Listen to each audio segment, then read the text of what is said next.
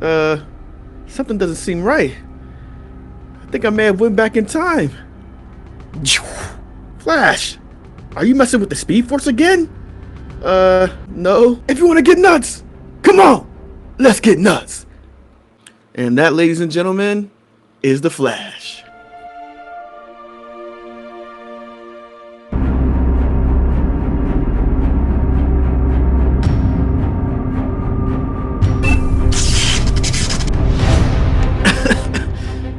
Nah, but seriously, I'm gonna do a reaction to the Flash for those who got a chance to see it already. And there's a ton of different reviews out right now.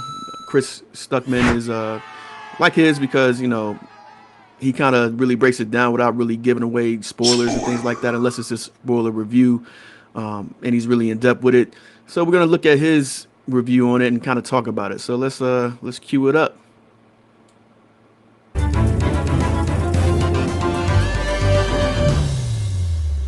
The Flash is directed by Andy Muschietti, who last directed the It films Chapter 1 and 2. And to avoid any potential spoilers, I'm just going to read the official plot synopsis on IMDb, which states, Barry Allen uses his super speed to change the past, but his attempt to save his family creates a world without superheroes, forcing him to race for his life in order to save the future. When I was a kid, I really loved The Flash. I had an action figure that had sort of a broken leg that kind of... And yeah, so like I said, I'm gonna be stopping sometimes and talk as well. But yeah, I mean, I think the first action figure I had was Iron Man, and then my brother had Thor, and I thought Iron Man was cool. It was like the old school one. We could like take like all his armor off, and it's like kind of janky. But I got it at a comic shop, and the dude was like walking around with his chest exposed like the whole time, unless you put the armor together. And it's kind of weird. Like, man, where's this dude's shirt? But it was cool.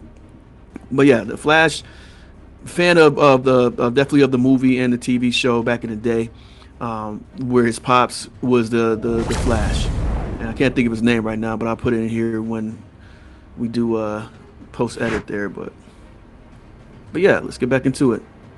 Keep going, Chris. You're awesome. was loose and wobbly. It had horrible articulation. It was very early 90s, and so it didn't really move all that much. But my big exposure to The Flash as a kid was this, the 90s television show. No, not the whole show, There you just go. the pilot, because I rented this VHS tape from Blockbuster all the time. It's 94 minutes long. As a little kid, I thought this was the Flash movie, the only Flash movie we'd Right. ever get. I didn't realize it was just a very long pilot. But Danny Elfman did the theme, just like he did for Batman, and it felt like a Flash movie to me. And I have always... I mean, come on, man. That dude looks like the Flash. No CGI, no enhanced suits or nothing like that. Just pure beast mode when it came to it. And I mean, he killed it. Yeah, he killed it. What's this dude's name, man? I gotta give him some justice, man. I gotta give him some justice. Yeah, John Wesley Shipp. Yeah, I gotta give him some justice, man. Dude was a beast. But yeah, he's a awesome Flash. really appreciated the pilot for this and thought that for the early 90s it was really well done. And as a kid, I always thought it would be great to see a big Flash movie in theaters, but I never really thought that would ever happen because you have to understand that as a kid in the 90s, we didn't even have a Spider-Man movie yet. That didn't seem real. And it's taken a long time, but we've got our first solo Flash movie. And the road to its release was filled with potholes and a lot of roadblocks, but it's... Yeah, and we're gonna focus on the movie. We're not gonna really focus too much on Ezra Miller, as far as when it comes to things that him, the actor, the Flash, and there's people who have issues with him as well, and there's crazy things that happen with him. You can look it up, but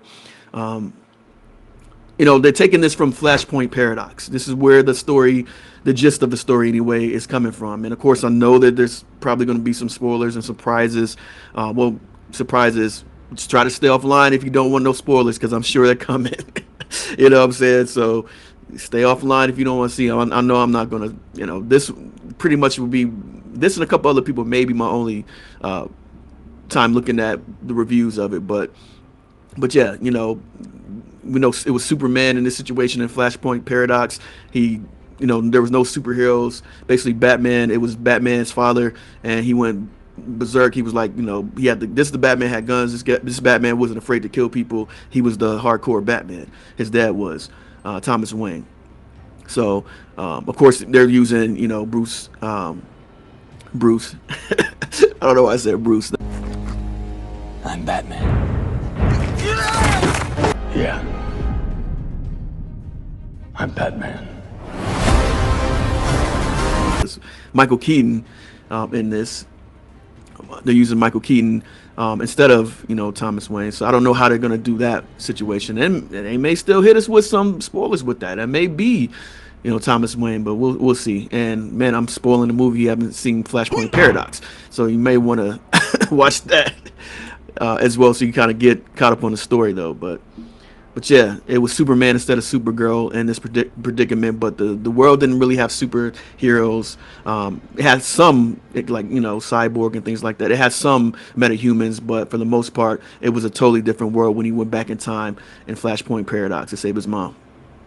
It's here, and I am just ecstatic to say that this is a really good movie. I mean, it might even be pretty great. It's actually one of my favorite DC movies in a very long time. Michael Keaton is in the movie as Batman, which I think for most people is a major selling point, especially myself. The GOAT. Let's go. Michael Keaton is one of the very few actors involved with comic book films that just has universal praise. He got in and he got out. He had no problems. Batman and Batman Returns are both good. So it is actually a bit of a risk for him to come back and say, let's do one more, because he had a spotless record up until now. And of course, he's amazing in the film, and the film's treatment of him is great too.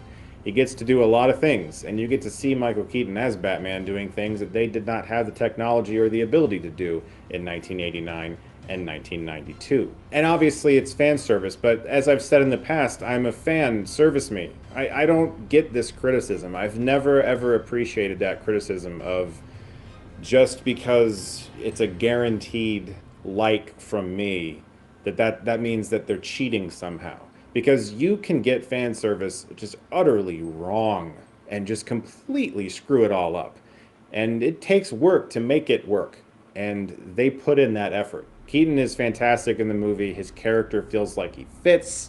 He does things that are fun to watch, but there's emotion to it, and it just is what I wanted to see. And the other, And that's awesome to hear, man. So yeah, I mean Michael Keaton, you know, when you saw the first trailer, I went ballistic when I saw it. It was exciting. I'm like, man, the GOAT is back.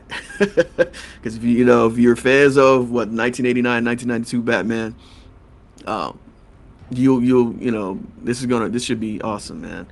Um, he's the OG, he's the OG, and arguably the best Batman we've seen on live screen. Christian Bale, we know he was good too. Dark Knight, classic. Um, but yeah, everybody else kind of forgettable, to be honest. But yeah, I'm excited to hear that. Excited to hear that they did fanfare, fan service. That's important. I mean, look at Spider-Man: No Way Home. Look at Super Mario Bros. I mean, fan service goes a long way, and listen to the fans, give the fans what they want. That's what it's about. So yeah, that's what directors and studios should be doing. Anyway, in my opinion. there is Supergirl, played by Sasha Kaye. The challenge here is that we are aware of the Supergirl character, but not this iteration, not this universe. And you've got a character that people have seen before in Barry Allen, and of course Michael Keaton's Batman. So we have a whole new thing here that has to be set up. And I think they do the best job they could have in the amount of time that this character is given. I wouldn't say that she's the showcase by any means, but I really liked her. I thought she was great as Supergirl, and I thought the scenes that she had, especially with certain characters, fighting characters, was great. I am so hard to talk about these movies without talking about these movies. And that's good to hear, man. I mean, yeah, we all know the situation, man. Henry Cavill. I mean, if it ain't broke, don't fix it. He was a great actor, great Superman character. You know what I'm saying? He was great for that role. He was perfect for that role. He was like Superman. You know what I'm saying? Uh, so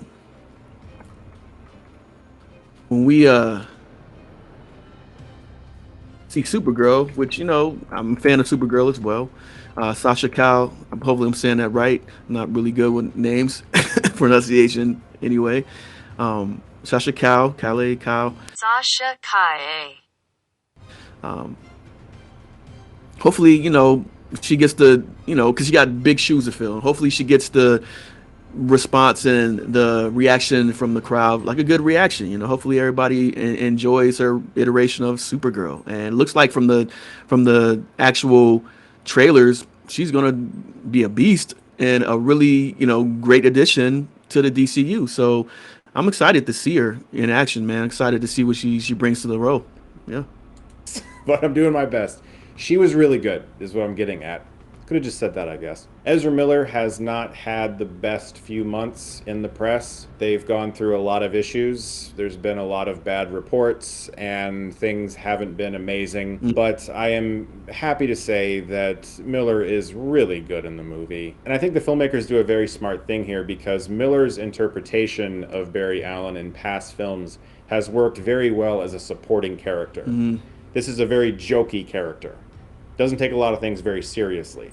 And to put that person in a whole movie and have everyone constantly follow them the whole time could potentially be a little annoying.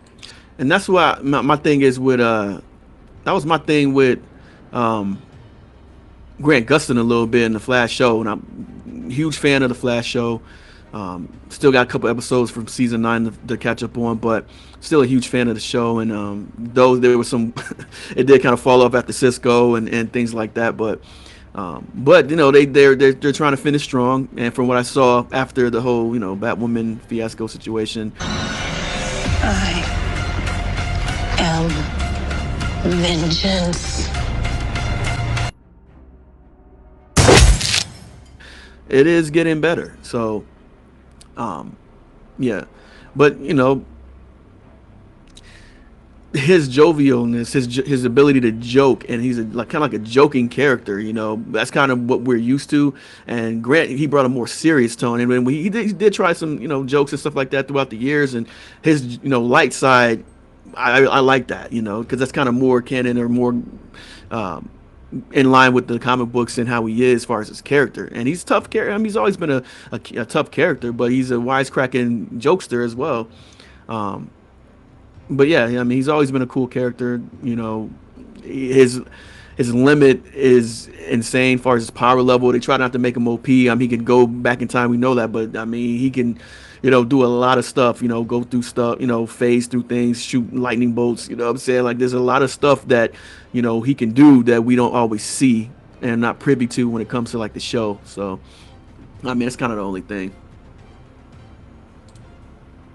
So they've paired Barry Allen with an even more annoying Barry Allen and forced our Barry Allen that we've been following to recognize how annoying the other one is. That's a really smart way of making this character that has been very joke heavy in the past get a little more grounded and down to earth, have to witness the other version being like how many people may have seen them before. And that leads me to the humor. This movie is very, very funny. Miller is hilarious in the film, and they do a very good job with the dramatic stuff too, but there are a surprising amount of jokes here, and I have been on the fence about jokey superheroes lately. I think some of the MCU films have taken it a bit overboard, and humor has begun to trivialize things that may have been serious or should have been taken seriously, and the impact has been lost as a result. Here, I think it's just about a perfect balance. Things that are funny are things that are legitimately funny, and the film doesn't look at its serious subject matters or its comic book characters and look down upon them. In fact, it embraces them. But the film understands how some things could be funny if viewed through a certain lens, but it knows when to pull back on that humor and get serious. I think it's... And that's good to know, man. We know with the MCU, the jokes can be overkill sometimes, and we like the jokes, but to find that balance between jokes and serious, that's where you start getting into that that Avengers, the first Avengers, or Endgame. Infinity War was cool, but I hated how they nerfed the Hulk.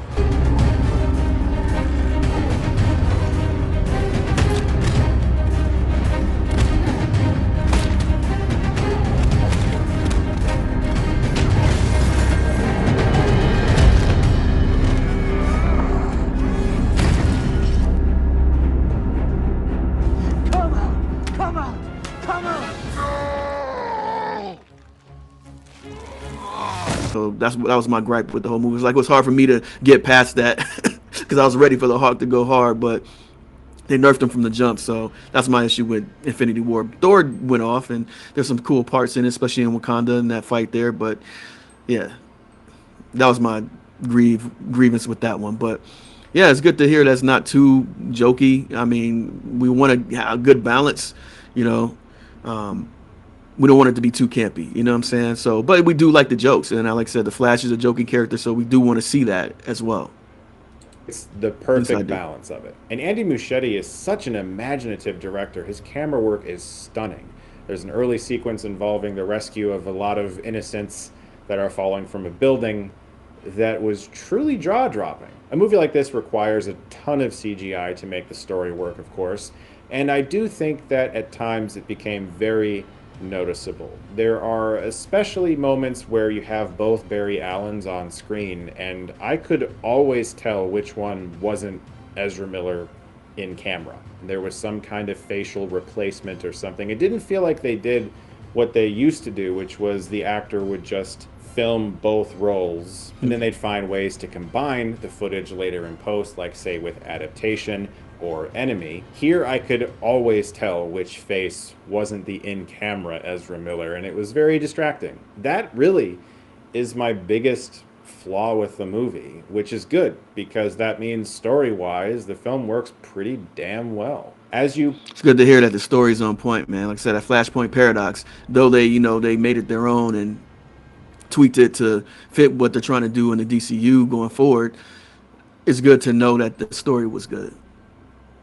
probably have heard, I of course will not be the person to tell you, but there are a lot of things that happen in this movie, and the director unfortunately revealed one of them, and I gratefully didn't know that though, because I saw the movie without knowing anything except the first trailer. Had some really great experiences with the film that I can't wait for you guys to have, but I was shocked to learn after seeing the movie that the director spoke about one of these things, and I don't know how or why Andy Muschietti did that. The movie's about to come out. Like, they kept it a secret for that long. Anyway, there's some great stuff in this movie, some stuff I never thought I'd see, and I really enjoyed seeing it, and I can't say anything of depth about it, except that it's great.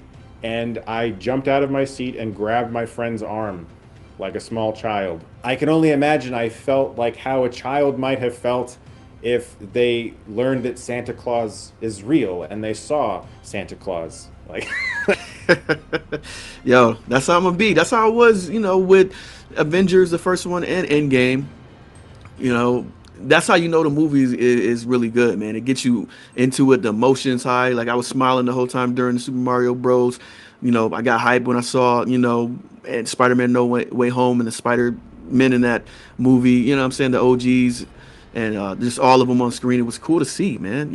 So the fan service, I'm sure, is going to make us get excited to see this movie. It's going to make us jump, going to make us shout, going to make us get super hype in the movie theaters, and I'm excited for it. I'm really excited. This is one of the movies I'm really excited for. June is action packed. You have Spider-Man across the Spider-Verse. You have Transformers, and you have this. And I think this is the one that I want to see all of them. And I already saw Spider-Man. You can check out my review on that plug. Out of theater review, still a review. But yeah, we're going to see Transformers this Friday as well. So stay tuned for that. But definitely looking forward to this movie, man. I mean, since the trailer dropped, man, this is going to be awesome. that's, I don't know, that's the best way I can describe the feeling of euphoria that shot through my body. The film also leaves me with questions that I'm very excited about receiving the answers to.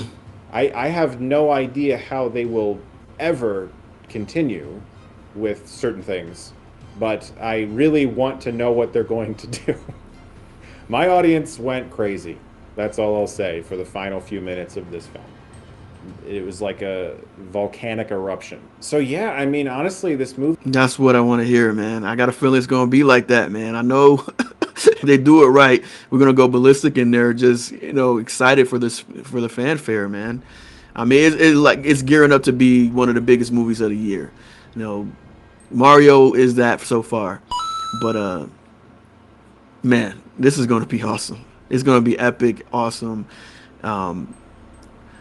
I try to come up with a word for epic and awesome. Ekpossum? A possum? I can't even say. Osepic? Nah, that sounds horrible. Anyway, Movie worked wonderfully, except for some of the CGI was very noticeable to me, and I feel like there's a lot of things that maybe could have used a few more months and polish, but VFX yeah, CGI. Yeah, you kind of can notice it in the trailer too. Look a little weird, wonky. They kind of, you know what I'm saying. So hopefully, I guess they didn't polish it in the movie. But if the story's great and you're seeing the characters you want to see in the story that you expected to see, and then some CGI, you can look past that, man. workers are Unless it's like horrible.